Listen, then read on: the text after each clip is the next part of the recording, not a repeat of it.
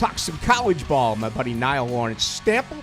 He is our Florida State analyst, and he joins us as we go into the night. The Noles do not show up in Clemson. Tough place to play.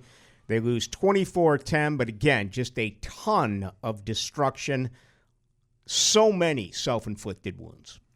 And it's hard to do. If you have self-inflicted wounds, especially when you have them in Death Valley, that is a mark of death. You can't come back from that. Mm-hmm. And it sucks because I thought a portion of our team, which was the defense, showed up enough in order for us to have been able to compete in that game and possibly win that game if we can continue momentum. But it was just completely taken away due to those miscues. I think it's the third time I've said it this year. Early on in the game, you're going in, and you can't even explain this fumble. I mean, what a bizarre circumstance, and it cost them the big takeaways or the big turnovers and countless drops by skill position guys, and it was just one thing after another. Yeah, and though I agree with Norvell a little bit as far as that being uncharacteristic, because it has been, we haven't seen much of that this season.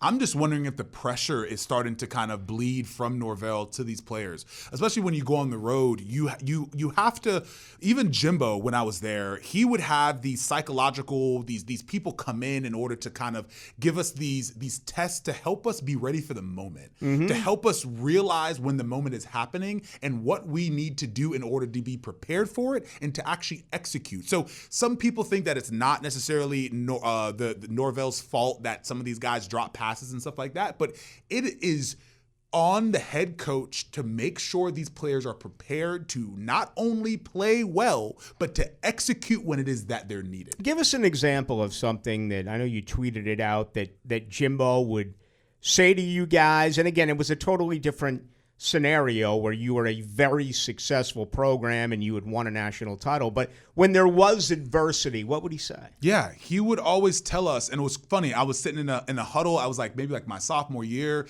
and Rashad Green was right in front of me, and he said it, he was like, your actions speak so loud, I cannot hear what you're saying. And it was the first time it really triggered for me. Mm-hmm. And Rashad's like, man, he says that all the time, like, well, I play defense, so it's a little bit different. But he said that, and I use it all the time in my own life because it doesn't really matter what it is that you're saying. It's all about what you're doing.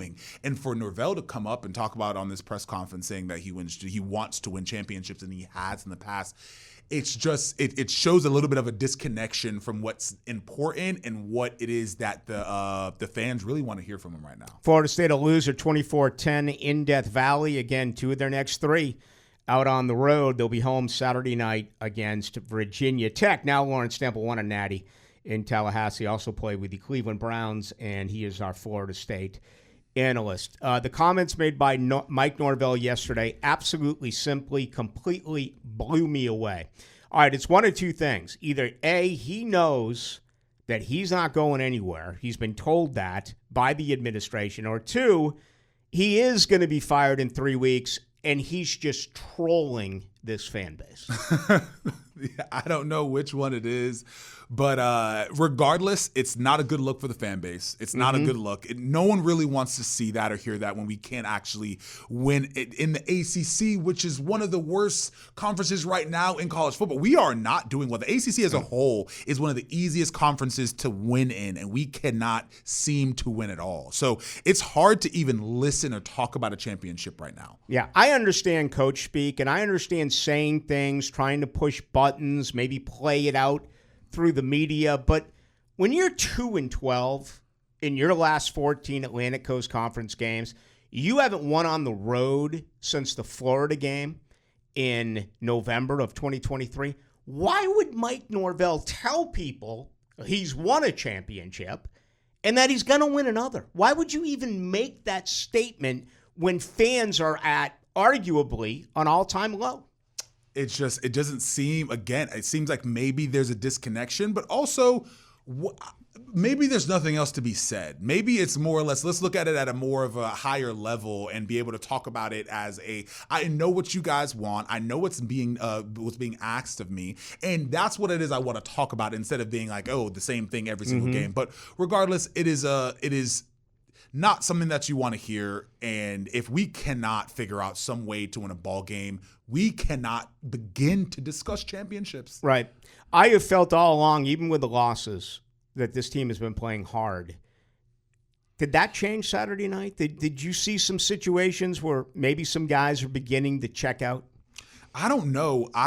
It's tough to say because the way the game kind of shifted and moved due to some of the things that it doesn't seem like it was because of being checked out. It was because more or less just not executing what was needed. More or less maybe even just over pressured, or again that pressure coming from Norvell and that desperate kind of mindset coming from Norvell could have been one of those issues on why they had those drops. But I do want to talk about the defense a little bit. Though they scored early, we can't expect, and I've had so many people talk about the standards been lowered. We can't expect to just all of a sudden change the standard within the season. Mm-hmm. The season has been lowered, and the standard has been lowered. But within this season, the defense, which is all about effort and all about push and all about purpose, they showed up in this Clemson game enough to give us an opportunity. Yep. And I was happy to see that. I saw KJ Sampson flash on film. I saw Mendrell Desir get his 4th sack of the season. I saw guys getting after it to where we had 3 and outs. We had opportunities to be able to respond, and unfortunately we didn't. But that's the name of the game. Yeah, I think the better play has absolutely been on the defensive side compared to what we've seen offensively, with a couple of examples like certainly Deuce Robinson, but the secondary, they've given up some big plays, but they've also made some plays. What is going to be interesting is the timing of all of this. And, what is Florida State going to do here after the Florida game? If they win 2 out of 3, they're going bowling. Now, again, they haven't won on the road in forever, so history would tell us that they should be able to win against Vatech, get your 5th win. Can they knock off one of those 2 teams, NC State or Florida? We will see. But when it comes to keeping guys like the Desire Twins, that's huge. I mean, Florida State does have a handful of young players who can play. You want to be able to keep them in Tallahassee. You got to keep them in Tallahassee. We're going to have to put our money where our mouth is, and it's going to, unfortunately, over-leverage us. But that's been the norm. We're paying more for guys than we should due to the lack of recruiting that we've done. And the lack of recruiting doesn't necessarily mean that we're not trying in recruiting. It means that we're not being strategic enough on how we're utilizing NIL. There's a whole thing when it comes to this recruiting game, and that's honestly the name of the game. Like, if you don't have good players, then you can't produce good teams, and you can't win ball games. So it's a lot more than that. But I hope we can keep the Desir Twins. I hope we can keep Chroma. I hope we can keep some of the players, but also some of the players that don't make sense. Let's get rid of them. Let's trade them out. Let's look in and see what we have going on for guys that are going to be bought in. But who is going to coach? Yeah. So it's so much more than that. It's a tough situation right now. Well, I let's wrap with this now. And I tell you what worries me a great deal, and we talked about it last week, is we've seen this fan base accept losing. And some have become very passive to the point where I love talking about crying wolf. I get it here quite a bit with the Jaguar fans. That's it. I'm not going to get season tickets next year until they change something. I get it with Florida State fans. After that turnout against Wake Forest, after as bad as they've been, I was like, you know what? These are fans. They're going to come back anyway. So they may say, I'm not going anywhere if Norvell is returning. What do I believe after the winter, spring, and summer when football appears in September of 2026? If Mike Norvell's the coach, these Florida State fans are going to go right back and watch him. Yeah. Man, you hope so, but you never know.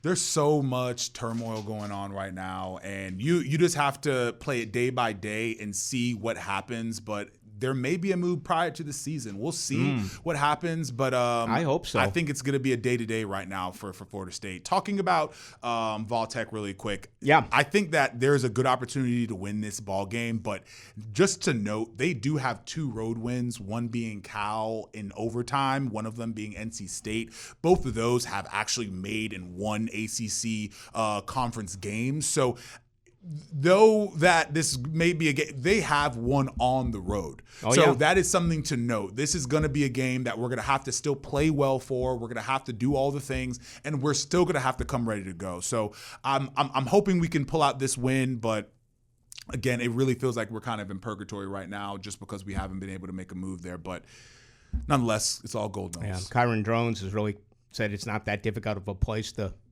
play, and really kind of called out Florida State earlier today. Let's wrap. What are you looking for Saturday night? I'm looking at Tony White.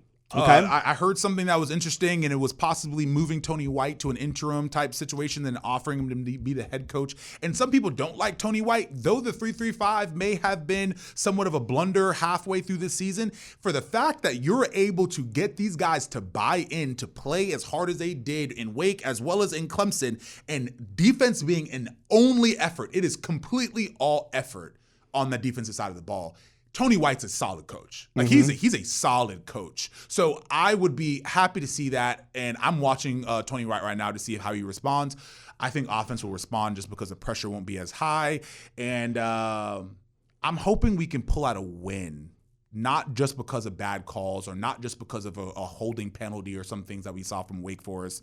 A solid win where we dominate or we play well to a standard, and it's a win because we won it outright. Right. Sounds good. Tell us about your business. What's happening with NLS Cleaning?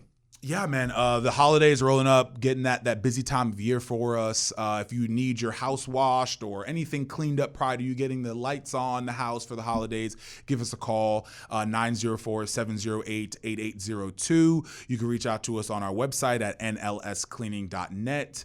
But yeah, that's nlscleaning.net. Reach out for any of your exterior needs that you need. Always a pleasure. Thank you. Absolutely, Rick. Go Nole'n.